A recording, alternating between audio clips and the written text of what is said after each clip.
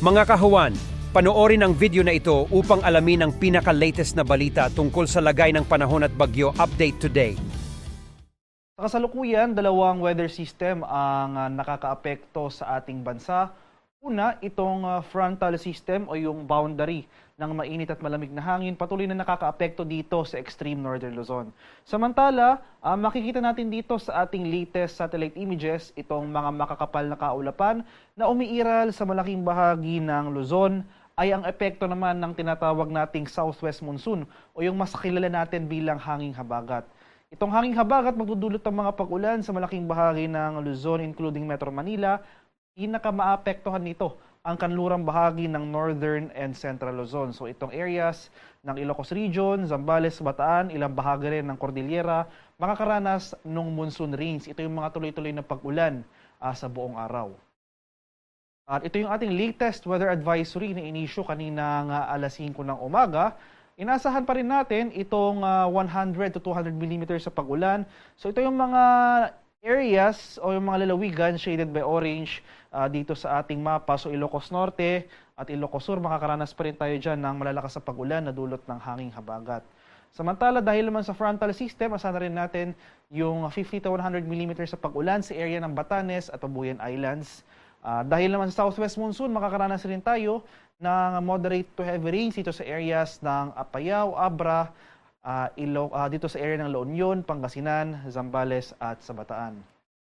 Bahagyang hihina yung mga pag-ulan na dulot ng habagat at pababawasan na rin yung mga pag-ulan na dulot ng frontal system. So, gayon pa man, dahil pa rin sa habagat, makakaranas pa rin tayo ng moderate to heavy rains dito sa area ng Ilocos Norte, Ilocos Sur, La Union, Pangasinan, Zambales at sa Bataan. So, kung mapapansin po natin, halos puro western section ng Luzon yung mga areas na pinakamaapektuhan ng habagat sa susunod na 3 araw.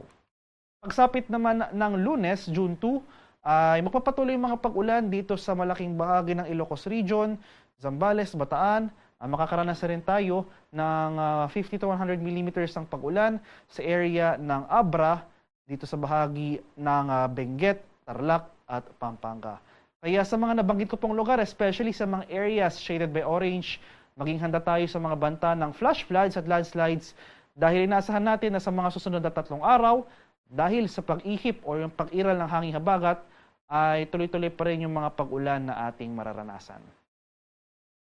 At para naman sa ating heat index forecast ngayong araw, so bahagyang bumaba yung ating heat index dito sa most of Luzon dahil nga umiihip o nakakaapekto yung hanging habagat na nangangahulugang maulap na kalangitan ng ating mararanasan. So kaakibat ito ang bahagyang pagbaba ng ating temperatura. So nabawasan yung mga areas na may danger levels of heat index ito sa Luzon.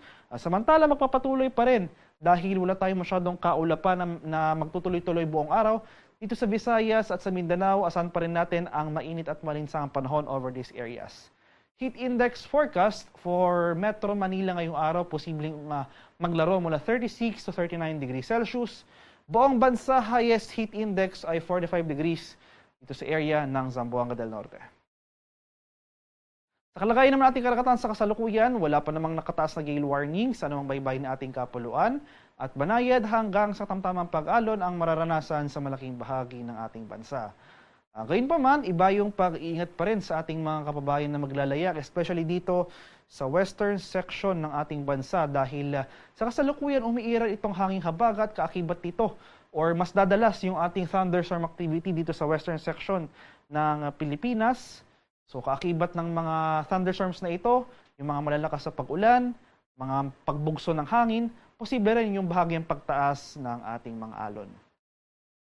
Para naman sa ating extended weather outlook o yung ating forecast sa mga susunod na araw, inaasahan natin simula bukas, araw ng Linggo hanggang sa Lunes, magpapatuloy pa rin yung tinatawag nating monsoon rains. Ito yung mga pag-ulan na dulot ng habagat, mga tuloy-tuloy na pag-ulan, possibly buong araw, dito sa western section ng Northern and Central Luzon. So isa-isain ko po, ito yung mga rehiyon ng Ilocos Region, ilang bahagi ng Cordillera, Zambales at sa Bataan. So for the next 2 days, magpapatuloy pa rin yung mga tuloy-tuloy na pag-ulan na dulot ng habagat sa mga nabanggit na lugar.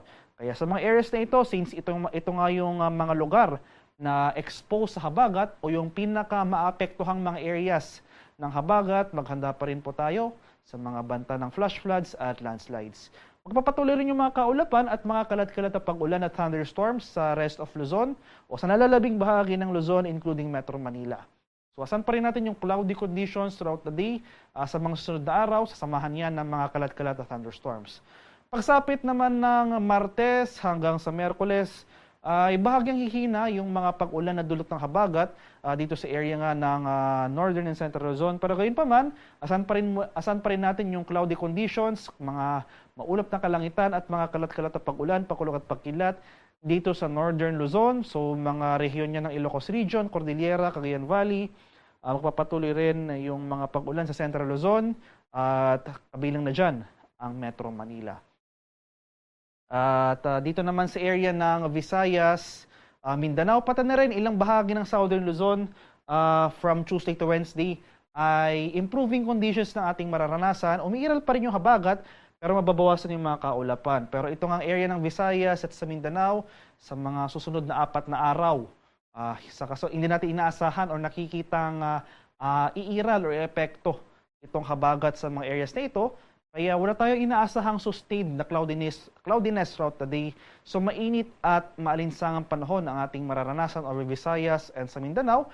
Pero hindi nangangahulugan wala na tayong pag-ulang mararanasan. Maghanda pa rin tayo sa mga tsansa ng localized thunderstorms.